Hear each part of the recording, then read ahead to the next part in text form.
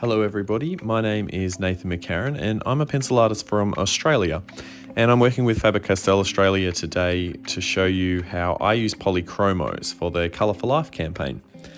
Now, Polychromos are the coloured pencils in the Faber Castell range. There's 120 different shades of colours in this range, but we won't be using them all today. And I think they're probably one of the hardest pencils to use, but once you know how you use them, the results are second to none. And today I've decided to draw a golden retriever because I want to showcase how to draw eyes in detail, as well as a dog's nose, but most importantly how I shade the polychromos to create the realism fur that a golden retriever has. And I deliberately picked a golden retriever because their gold hair is quite different from brown fur or darker fur, which I think is quite easy to replicate in a piece of art. Golden hair and white hair, it's quite hard to reproduce, but I'll show you some tips and tricks on how I achieve it. So let's get started, and I'll show you what I'm using to create this piece. There's 10 polychromo shades here. I'll provide links somewhere in the video or down below in the comments, as well as a white and black fine liner pen, a sharpener, cotton buds for blending, and a kneadable eraser. How do I know what colours I'm using in the polychromo range? Well, that takes a lot of years of experiments. I've drawn golden retrievers before, and sometimes I thought that they have yellow fur, and I've used the yellow pencils, but turns out that it's just a mixture of light browns and golden colours. So as you can see here, I'm using my kneadable eraser to take off the graphite that I used for the initial sketch. I haven't gone into too much detail about the sketch because we're not learning how to draw a dog, we're learning how to blend the polychromos and use the colour pencils properly. But I did use a 4B pencil to sketch out the initial outlines and just basic forms and shapes of the dog.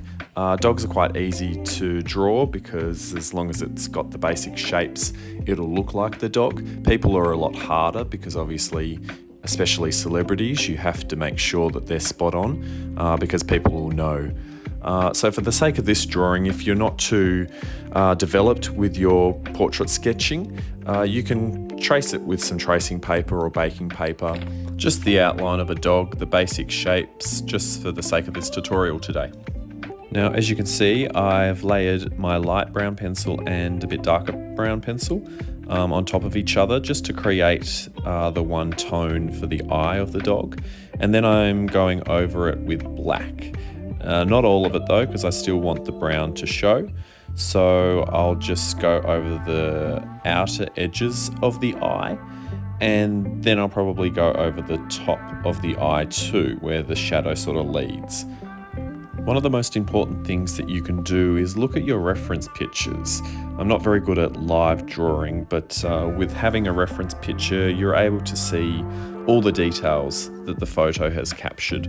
That way you can put it down on the paper. So any lines that, even if they don't make sense, put them down where you think they are, and that'll give you the best result for a realism portrait.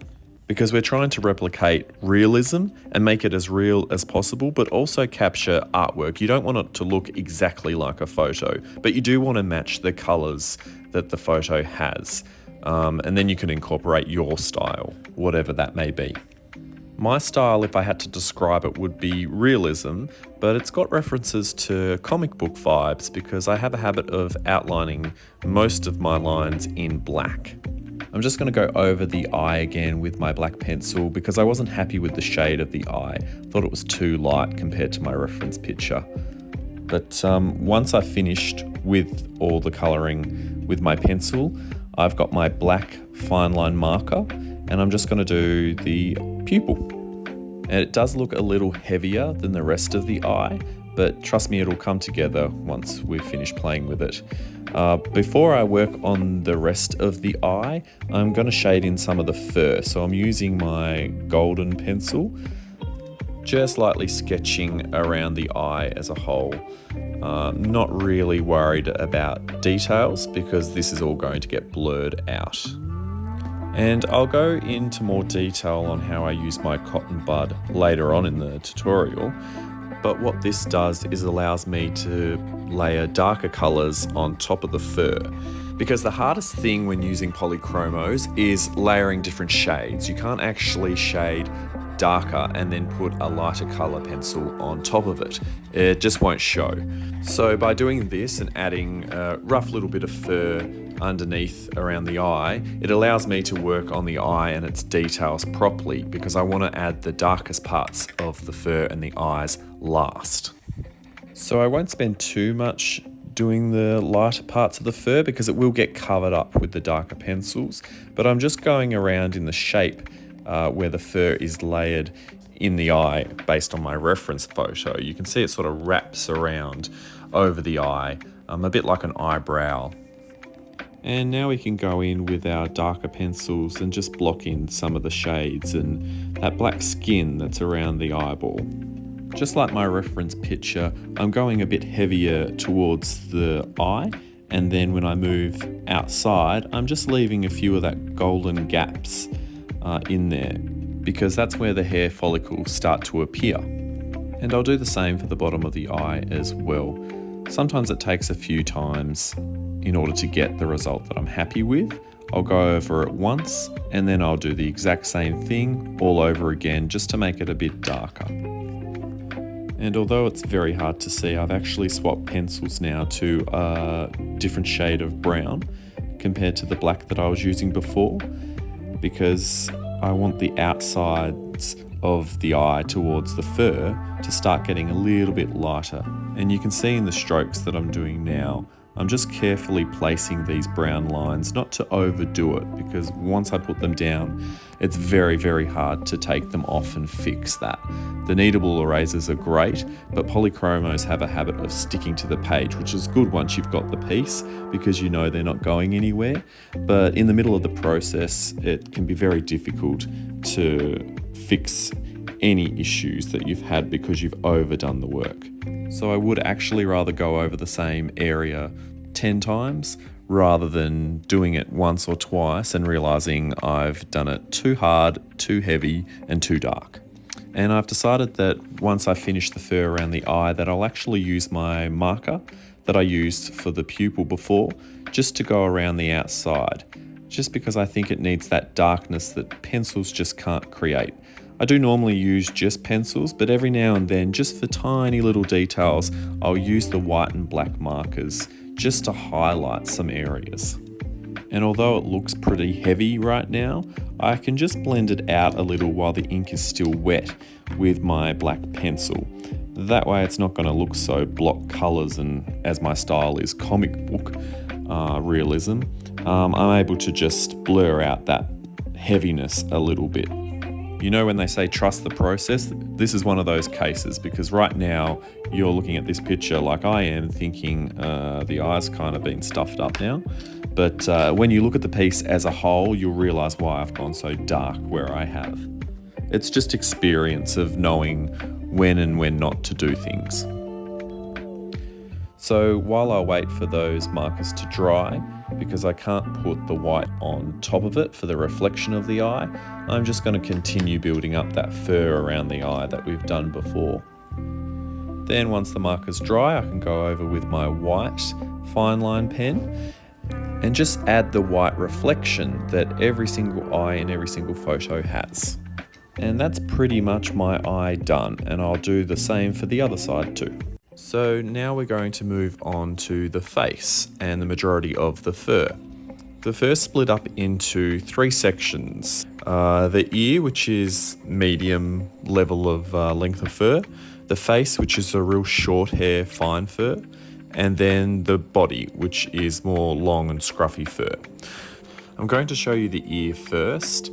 I like to travel clockwise in my drawings, but sometimes my hand ends up smudging some of the work, so I do try and work left to right because I'm right-handed, but it doesn't really matter. You can always use a spare bit of paper underneath your hand to avoid the smudginess on your palm. But for the right ear, we're okay. I'm going to block in the colours using my gold pencil and smooth it all out with a cotton bud. The cotton bud is just a normal one you'll find at any supermarket, and it's dry. There's nothing on the cotton bud, and it's just a gentle press and rub down, just to smooth out those strokes and pencil lines. Now almost straight away, I'm going in with the same pencil to do some of that fur texture that we see. I really want the hair to move in the direction that the reference photo is, just because it makes sense to the piece. So I'm really trying to make sure that every pencil stroke is in the correct direction. Doesn't matter if you're not spot on, that's the beauty of art, as long as you get the main gist of it all in the direction that you're going.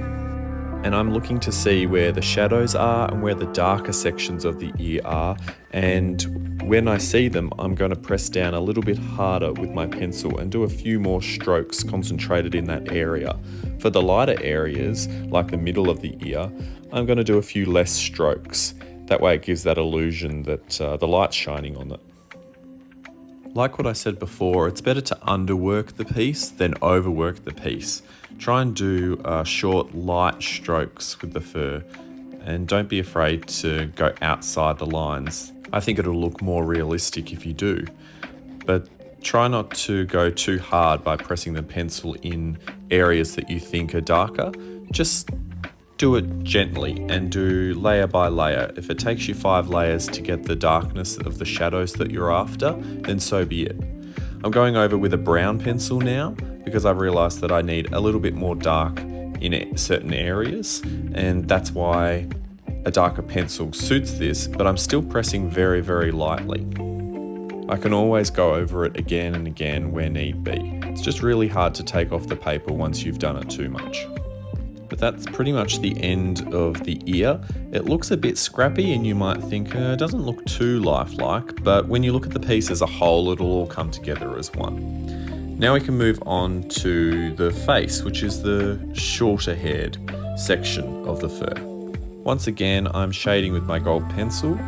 I figured out that that's the best results for the golden colour of the golden retriever. And I'm just doing my pencil strokes in the direction where I think the fur is heading. I'm going to be looking at the structure of the dog's face and where the shadows are indented for its eyebrows and the top of its skull. I'm going to just shade in a little bit more than what I have done for the rest of the face. That'll benefit the piece once I start shading with my cotton bud, because where the darker pieces are, it'll show up darker when I'm smoothing everything out. As you can see, when I'm smoothing out, it kind of looks the same everywhere. I can't really notice the darker sections that I've worked on a little bit more than the rest of the face section. So I'm going to go over it again with the same pencil, just in the sections where I think's needed. Like I said, the eyebrows, the middle indentation of the skull and the top of the skull, just making sure that all the shading work is done before I start working on the fur. That way when you do the fur over the top of it, it's going to look layered and almost 3D-like. Depending on what dog or animal or person you're drawing, I like to emphasize certain aspects of it. My reference photo doesn't have the eyebrows this high, but I'm going to stretch them out a little bit, almost like the cartoonists on the side of the street emphasize your face when you get your face portrait done. Because although you want to stick to the reference and try and replicate everything that's there, sometimes you can't often see it in pieces of art. So you've got to emphasize certain areas in order to get the message across to the person viewing it, that that's the person or dog or anything that you're drawing. The shadows are in, but I'm still not happy with the lighter sections of the piece, so I'm just going to go over it with my kneadable eraser just to emphasize the lighter areas of the piece, because I have overworked it, unfortunately. But luckily, because I've pressed lightly with my pencil and I haven't rubbed too hard with my cotton bud, I'm able to take off a few layers to make it look a little bit whiter, like the light is reflecting on those certain areas. Now, unlike the ear, I'm going in with much shorter, sharper strokes for the fur, still following that direction of the dog's face, but by doing short, sharp motions, I'm able to replicate the shorter fur that's close to the snout of the nose and the eye. Looking as I am doing the strokes, I am noticing that I'm going a little bit heavy in the lighter spaces with my pencil. The areas that I've rubbed out, the pencil strokes should almost be cut in half. I've done too many in the lighter areas, so I'm going to have to go over with my kneadable eraser and just take off some of that darkness, because at the moment it's just looking a little bit messy. You almost want to do hardly any pencil strokes where the light is reflecting, because if you look at some photos, and even with people's hair, there's not a lot of strokes or pencil lines within the light reflecting spaces. But I'm in the zone, so I'm trying to do everything in the one go. I can never sit here for very long. I often sit for 20 minutes and draw, and maybe take 15 minutes off and then come back and do another 20 minutes. Normally takes me about 2 days to do a piece like this. But I want anyone watching to know that it's okay. You can take your time or you can rush. I feel like when I rush, it's obviously proof in the pudding with the results. It's not as detailed, and you can tell when I've taken my time with things. But with this, it's not a matter of rushing, it's just I've used my pencils a little bit too hard in certain areas. But I've gone over with the brown in the darker spots, but now I'll just smooth everything out because I still feel that the pencil strokes need to be gone. And then I'll just take my kneadable eraser and I'm just going to lighten up the areas where I think the light's reflecting based off my reference picture. You can start to see now that the fur doesn't look as hard. I'm still going to go over it a little bit more, but you can see especially in the middle section that by rubbing off some of that pencil stroke, it starts to look more lifelike and a bit more realism, which is what we're trying to create. Now it's pretty much the same for the face around the eye area, but I wanted to show you on the cheek because there's a little bit more involvement with what I've just said. You can see that I'm smoothing out all the areas with the light and dark shades, pressing down harder with my pencil where I think the dark areas are. But it's after my shading where I need to concentrate because it ends with the face and starts with the neck. And I really want to emphasize that without it looking like it merges into one. I want there to be definition. So I'm going to start to go over the areas of the end of the cheek towards the ear a lot darker than what I have done with the rest of the face, because this is underneath that cheekbone. It's further away from the camera, and from the reference picture I can see that underneath the ear there's a lot of shadow as well. So I've gone pretty heavy, and I guess experience knows that I can go heavy here and I'm not going to feel like it's a mistake. It's just practicing fur over and over again where you get that knowledge on how to recreate things properly. But as you can see, I've nearly finished with my gold pencil underneath the cheek, so I'm going to go over with my dark brown towards the ear, and I'm actually going to highlight not everywhere where I've gone over with gold, just half of what I've done with the gold, because I still want the darker gold to seep through. Same with the black pencil, I'll go even smaller still, and you can see I'm making little fur strokes within the ear to make it look like the ear is overlapping that cheek. So I've actually gone and done a few little zigzags and points at the ear that weren't there before. And it's not in my reference picture either, I've just emphasized that just to make it look like there's loose fur and strands of fur that are overlapping. So now it's looking like the cheek has a bit more definition and is standing in front of the neck that we're going to recreate. I was originally going to draw the snout next, but I realised it was the tongue that was in the forefront of the picture, and I needed to do that in order to do everything around it. I literally just block in with a plain pink colour the tongue, and then I go over it again to make it a bit darker because I realised I wasn't going to actually smudge this with a cotton bud. I was just going to use a heavy hand with my pencil. I go over the outline in black, and then I start to begin the shading process of the tongue. With the tongue, I'm not actually going to use the cotton bud. A cotton bud can sometimes take away the colour of dark shadings. So I tend to just use a heavy hand, pressing down hard and then blending them all. Like with this one, I've used a darker pink, and then I go over the black, and then I go over some pink some more. or to just smudge it all together. It can be tiring and it can be a bit heavy on the paper. That's why I like to use thick paper, because that way I'm not putting a hole in it like I've done previously. But if I were to use a cotton bud, this would be a very pale pink colour, and the grey and blacks would almost look a bit see-through and dusty. I don't want that. I want it to be a block colour. So as you can see, I've used a pen because the white pencil didn't really go on top of the tongue quite well. So I've used a pen just to make those highlights and little taste buds and details that you can see. Towards the snout, I've just gone over basically with some black on the edges, just to highlight where I'm blocking in with the plain black. I also used a little bit of brown too, for that gum line and mouth area. There's no teeth showing, it's literally just the black lip. However, the next part of this piece is probably the hardest part of the drawing that I'll be doing. It's very, very hard to recreate the black skin that's on the edge of the snout on a dog and on the bottom of the chin, like you can see here. What it is in the picture is black skin with light white fur over the top, but it's still see-through. It's very hard to recreate with pencils. So what I'm doing is going over it with black, smudging it a little bit so it gets that see-through vibe. It's not a block color of black, it's just a lightly pressed, almost grey-like tone that we've created now.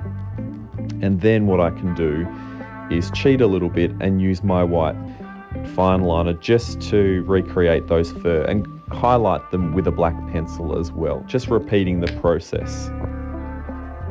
It's exactly what I've done with the snout. I'm actually pressing in a lot darker towards the center underneath the nose and gradually fading out, lifting up my pencil slightly to do a lighter shade towards the end of the snout. You can see I've vaguely done a little bit of gold on the edges of the mouth. That way, when I'm coming to shade, it all sort of blends in like a real life snout. I've actually used my cotton bud to draw out lines where the whiskers would come through, so it almost looks stripy, as you can see. And then I haven't really blended in too much towards the center of the nose. And I continue to use very, very short pencil strokes to recreate that very, very fine hair around the snout. But in order to recreate the black skin with white fur on top, I have had to use my pen like I did with the chin, just because it's really impossible to use a white pencil on top of that black. But I really didn't want to do black strokes because it wouldn't get that effect like the white was on top if I just used black pencil strokes for the fur, because the fur is white. It's a tricky process and it can sometimes look a little bit off. And when I was doing this piece, I did think that I had made it a bit too dark underneath. But once I kept going, I realized that it was okay and I didn't have to go over anything, luckily. But I'm going to recreate this on the other side of the snout as well, trying to do exactly what I did last time. It's very hard to mirror something in a process that takes an hour because you've forgotten what you've done, but it's all part of the creative process, so it's okay. Now, starting on the nose, it's a little bit different than what I imagine people would think a nose would be, because I'm starting off with purple. You might say that a dog's nose is black, but if you look pretty closely, I mean, depending on the dog, of course, generally speaking, the black nose, when you look closely, is a rich, dark, plum-like colour. So I've gone over in purple and then a lighter brown, and now I'm just defining the edges with my black pencil. I'll actually repeat this process a couple of times. I'll blend with the cotton bud in between each layer that I do. So the first time I did it, it was okay, but I think I could have got it a little bit darker. So I just repeated the steps all over again and blended again. And don't be sad if you do a few layers and it's still not the color you want. Sometimes it takes me quite a few goes before I get it. Sometimes I have to practice on a spare bit of paper the blending and how many layers I do, just so I have a rough idea of what's needed for the piece. But once I've gone over the black, I then use my white pencil just to highlight some edges and spots where the light's going to hit. And although I thought initially I was right with the nose, and that's why I went over it with a white pencil, I realised that it still wasn't dark enough to my liking. So I got out my black marker, and you can do this for any part of the black bit of the drawing that you feel needs to be a hell of a lot darker than what it should be. Sometimes the pencils can't go that deep. What you can do is put the marker on and then blend it out with a pencil. That way it's not going to look so heavy. It's like what I did with the eyes before. I did say trust the process with that. You can see in the top corner of this as I'm doing the nose that the eyes don't look out of place by having that black marker around them. This is what I'm doing with the nose as well. When you blend it out with the pencil while the ink's still wet, you're able to take some of that heaviness away, but it's still left quite dark, which is exactly what I want. Then I can add the pores on the nose using my white pen. They're quite prominent, so I just use my finger just to dab them off a little bit when they're sort of half wet. That way it takes off the heaviness of it, and I'm left with the pores, which is exactly what I'm after. Then we can move on to the fun part of the process. I mean, it all should have been fun, but this one, it's quite easy to replicate, and you're quite free to be as creative as you want to be. This is the part of the golden retriever's body. I'm just making some S shapes and joining them up to make them thick, replicating thick pieces of hair. It doesn't matter what direction you go in. I'm trying to loosely base it off the reference photos, but as long as it goes downwards and it's not too crazy, you get the idea that it's going to be ruffled fur that's on the body of a golden retriever, especially around the chest where it can be quite messy. So the trick to creating lifelike fur in this area is darkening up the edges towards the areas where the fur would go underneath each other. You can use the gold pencil or a dark brown. I've done a bit of both just to create contrast. And I'm just doing the edges towards the top of the shapes that we've made, and of course in between the areas of fur, because that's going to replicate the fur underneath the highlighted parts that we've drawn. Then it's as simple as just getting a cotton bud, blurring it out, smudging it out all the way down, and it's naturally going to cause the lighter parts of the hair, the tips, to go lighter because you haven't filled in and blocked that in. You can go as dark as you want, as light as you want with this fur. Sometimes I like to use my kneadable eraser to get rid of some of the smudges that I've made with the cotton bud, just to emphasize even more highlights. But it's all about layering. So this layer doesn't look too much, but as you can see towards the left of the piece, that's the finished result that we're going to be doing here.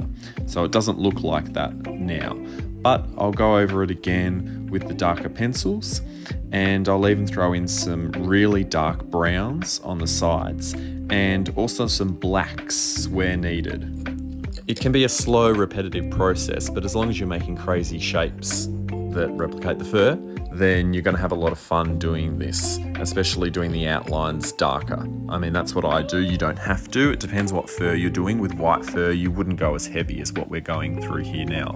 But you'll obviously do this for the whole piece. And if you're worried about how to finish the bottom of the piece, I tend to just do a swooping motion like an arc that's going to complement the piece. But you can either have the fur coming out or you can cut it off straight. There's no rules in how you finish the piece at the bottom of the drawing. You can even go right down to the bottom of the page. It's totally your preference. But once you've finished every single part of the fur, sometimes with very, very furry or messy animals, and even people's hair sometimes, this process can be the longest part of the drawing. But because it's so free-handed and it doesn't take much skill to do, it can definitely be the funnest. But once you've done all underneath the dog's chin and around the body and you're happy with it, you're pretty much done with the piece. So all that's left to do is to sign the piece. I always like to sign in the bottom right-hand corner. I'm right-handed, so it makes sense. But that's the finished piece of my golden retriever and how to draw him. I hope you liked the tutorial, and I hope that you use Polychromos with a little bit more confidence now. And as this was part of the Colour for Life campaign by Faber Castell Australia, I would love to see you release your creativity, and thanks for watching. Bye bye.